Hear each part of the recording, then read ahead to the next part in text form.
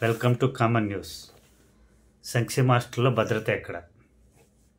రాష్ట్రంలో సంక్షేమ hostel దుస్థితిపై high court తీవ్ర ఆందోళన వ్యక్తం చేసింది. తరచూ ఆ ఆందోళన కలిగించే భయంకర ఘటనలు జరుగుతున్నాయని తెలిపింది. రాష్ట్రంలో ఇలాంటి ఘటనలపై స్పందించకపోతే భవిష్యత్ తరాలపై అది తీవ్ర ప్రభావం చూపుతుందని స్పష్టం చేసింది. రాష్ట్ర ప్రభుత్వం దృష్టి సారించాల్సిన సమయం ఆసన్నమైందని తెలిపింది. వివిధ సామాజిక ఆర్థిక నేపథ్యాల నుంచి వచ్చిన గ్రామీణ ప్రాంత విద్యార్థులకు నాణ్యమైన విద్యను అందించాలనే ఉద్దేశంతో సాంఘిక సంక్షేమ రెసిడెన్షియల్ స్కూల్స్ను ఏర్పాటు చేశారు. వీటిలో చదివే విద్యార్థులు భద్రంగా సురక్షితంగా ఉండేలా చూడాల్సిన బాధ్యత టీచర్లు, ప్రిన్సిపల్ది. రెసిడెన్షియల్ క్యాంపస్లో చదువుకునే అమ్మాయిలతో అక్కడ పనిచేసే సిబ్బంది అసభ్యంగా ప్రవర్తించిన, వారిని లైంగికంగా వేధించిన అది పిల్లల తల్లిదండ్రులను భయాందోళనకు గురి చేస్తుంది. తద్వారా తమ పిల్లలను ఆ క్యాంపస్లో చేర్చడానికి వారు విముఖత చూపుతారు. సాంఘిక సంక్షేమ రెసిడెన్షియల్ క్యాంపస్లో భద్రమైన, సురక్షితమైన, పరిశుభ్ర వాతావరణం ఉండేలా సంబంధిత అధికారులు చర్యలు తీసుకోకపోతే విద్యాపరంగా గ్రామీణ, పట్టణ పిల్లల మధ్య అసమతులత ఏర్పడుతుందని పేర్కొంది.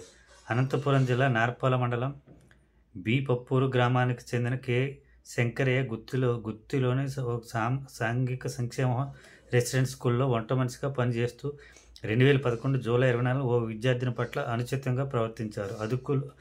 అధికారులు విచారించి అతన్ని సర్వీస్ నుంచి తొలగించారు. దీనిని సవాల్ చేస్తూ 2014 ఫిబ్రవరిలో అతను హైకోర్టును ఆశ్రయించాడు.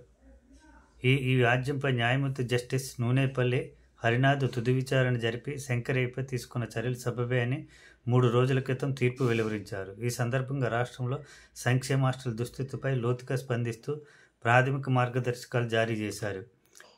వీటి ఆధారంగా రాష్ట్రంలోని అన్ని సంక్షేమ హాస్టళ్లు, రెసిడెన్షియల్ స్కూల్లో కఠినంగా అమలయ్యే విధంగా ప్రభుత్వం స్పష్టమైన మార్గదర్శకాలు రూపొందించాలని హైకోర్టు ఆదేశించింది.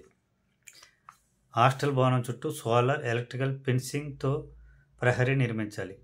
తప్పనిసరిగా గేటు ఏర్పాటు చేయాలి. హాస్టల్ ప్రాంగణంలో రాకపోకలను పర్యవేక్షించడంతో పాటు వాటిని ఎంట్రీ, ఎగ్జిట్ రిజిస్టర్లో నమోదు చేయాలి. హాస్టల్ ప్రవేశ మార్గం, కారిడార్లు, క్యాంపస్ ఏరియాలు వంటి చోట్ల విద్యార్థుల వ్యక్తిగత గోప్యతకు భంగం కలగకుండా సీసీ కెమెరాలు తప్పనిసరిగా ఏర్పాటు చేయాలి.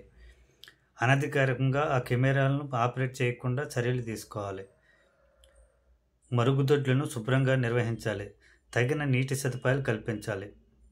భద్రతా సిబ్బంది సహా మొత్తం సిబ్బంది నేపథ్యాన్ని సమగ్రంగా పరిశీలన చేయాలి. తరచూ శిక్షణ, అవగాహన సెషన్లు ఏర్పాటు చేయాలి. సిబ్బంది ముఖ్యంగా ఆడపిల్లలతో సన్నిహితంగా మెలిగే వారికి లింగ సమానత్వం గురించి, సంక్షోభ పరిస్థితులను ఎదుర్కొనేందుకు వీలుగా తగిన శిక్షణ ఇవ్వాలి. తద్వారా సమస్య ఏదైనా ఎదురైనప్పుడు ఆడపిల్లలు ధైర్యంగా ముందుకు వచ్చేలా సురక్షిత వాతావరణం కల్పించడం సాధ్యమవుతుంది. సిబ్బంది స్పష్టమైన ప్రవర్తన నియమావళిని నిర్దేశించాలి. అసభ్య ప్రవర్తన, వేధింపులకు ఆస్కారం లేకుండా చూడాలి. ప్రవర్తన నియమావళి అందరికీ కనిపించేలా ఏర్పాటు చేయాలి. హాస్టల్ వాతావరణానికి అలవాటు పడేలా, వ్యక్తిగత సమస్యల నుంచి బయటపడేలా ఆడపిల్లలకు మానసిక వైద్యులను అందుబాటులో ఉంచాలి.